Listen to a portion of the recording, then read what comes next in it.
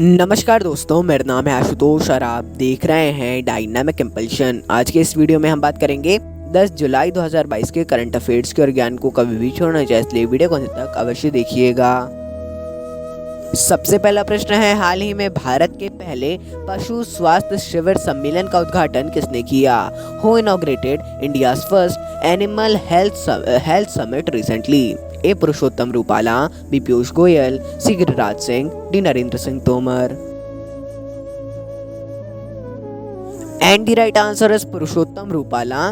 तो देखिए, हाल ही में केंद्रीय मंत्री पुरुषोत्तम रूपाला जी के द्वारा भारत के पहले पशु स्वास्थ्य शिखर सम्मेलन का उद्घाटन किया गया है। इसे Indian chamber of food and agriculture और एग्रीकल्चर टुडे ग्रुप, इन दोनों के द्वारा आयोजित किया गया था। हालांकि ये उतना ज़्यादा इंपॉर्टेंट क्वेश्चन नहीं है, हाँ थोड़ा बहुत पढ़ लेंगे क्या बातचीत हुई तो ठीक रहेगा। हालांकि ना भी पढ़े तो भी चल जाएगा, इंपॉर्टेंट नहीं है उतना ज़्यादा, ये मेरी सलाह होगी।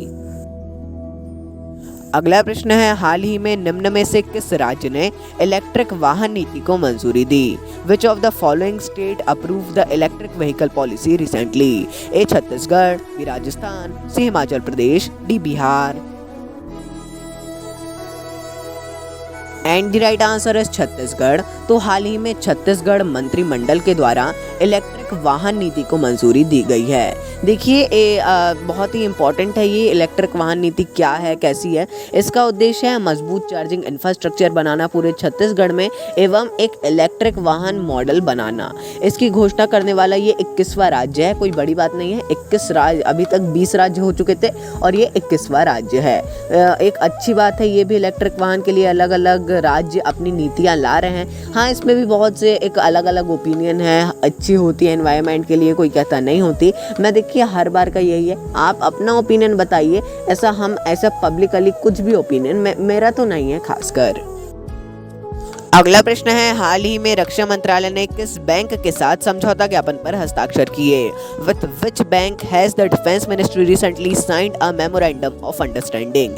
HDFC bank, B Axis bank, C ICICI bank, D all of above. And the right answer is all of above. तो हाल ही में केंद्रीय रक्षा मंत्रालय ने एचडीएफसी बैंक, एक्सिस बैंक और आईसीआईसीआई बैंक, इन तीनों के साथ में समझौता किया है। एक बहुत ही ज़्यादा एक बड़ा समझौता है। इसका उद्देश्य है सैन्य हार्डवेयर की विदेशी खरीद पर बैंकिंग सुविधाओं को उपलब्ध करवाना। एक ये बहुत ही ज़्यादा अच्छी बात है, सैन्य हार्डवेयर की जो विदेशी खरीद होगी, अब उसमें जो भारत के बैंक हैं, ये 3 बैंक आईसीआईसीआई, एक्सिस और एचडीएफसी, इन तीनों की जो कुछ बैंकिंग सुविधाएं हैं वो भी उपलब्ध होंगी। अगला प्रश्न है, लगातार 13 T20I दर्ज करवाने वाले पहले कप्तान कौन बने हैं? Who has become the first captain to register 13 consecutive T20Is? A Yuzvendra Chahal, B Jasprit Bumrah, C Rohit Sharma, D Virat Kohli. And the right answer is Rohit Sharma. तो हाल ही में रोहित शर्मा, इन्होंने लगातार 13 T20I जीतने वाले पहले कप्तान बन चुके हैं। स्पोर्ट्स की जानकारी होना भी बहुत ही ज़्यादा इम्पोर्टेंट होती है, खासकर ऐसे किसी एग्ज़ाम से जिसमें हर एक क्षेत्र से आता हूँ। इसीलिए आप सभी लोग इसके बारे में भी जानते रहिए, देखते रहिए। मैं ये नहीं कहता मैच देखने बैठ जाइए फुटबॉल का या फिर क्रिकेट का या हॉकी देखने बैठ जाइए, ऐसा कुछ भी नहीं है। न्यूज़ वगैरह से आप लोग एक वो रहिए कि हाँ वाकिफ़ रहिए कि हाँ ये हुआ है, ऐसा है, वैसा है। इसीलिए हम स्पोर्ट्स वगैरह का भी ध्यान आपको दिलवाते रहते हैं और आपको स्वयं से भी ऐसा करना है। अगला प्रश्न है, हाल ही में कहां पर स्टैचू ऑफ पीस का अनावरण किया गया?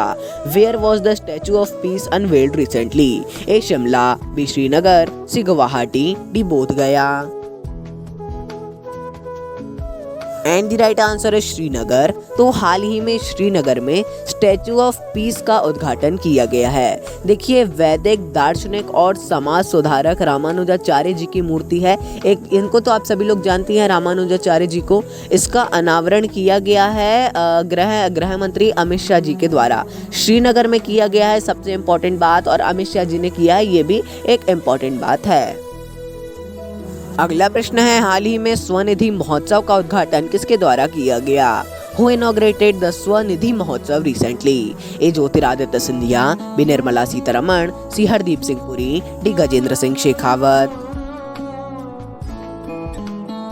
And the right answer is Hardeep Singh Puri. तो हाल ही में केंद्रीय मंत्री हरदीप सिंह पुरी जी के द्वारा स्वनिधि महोत्सव को लॉन्च किया गया है। इसे प्रधानमंत्री स्वनिधि योजना का जश्न मनाने के लिए शुरू किया गया है। इसकी सफलता का जश्न है ये, इसको याद रखिएगा। जैसा आप सभी लोग जानते हैं प्रधानमंत्री स्वनिधि योजना के बारे में हम शायद शुरू कर सकते हैं ऐसी एक सीरीज जिसमें सभी योजनाओं के बारे में संक्षिप्त में जानकारी हो। हमारी शुरुआत प्रधानमंत्री योजनाओं से ही हुई थी, उसी से हम सोच रहे हैं अब उसको दोबारा से शुरू किया जाए। अगला प्रश्न है, हाल ही में अखिल भारतीय शिक्षा समागम का उद्घाटन कहाँ किया गया?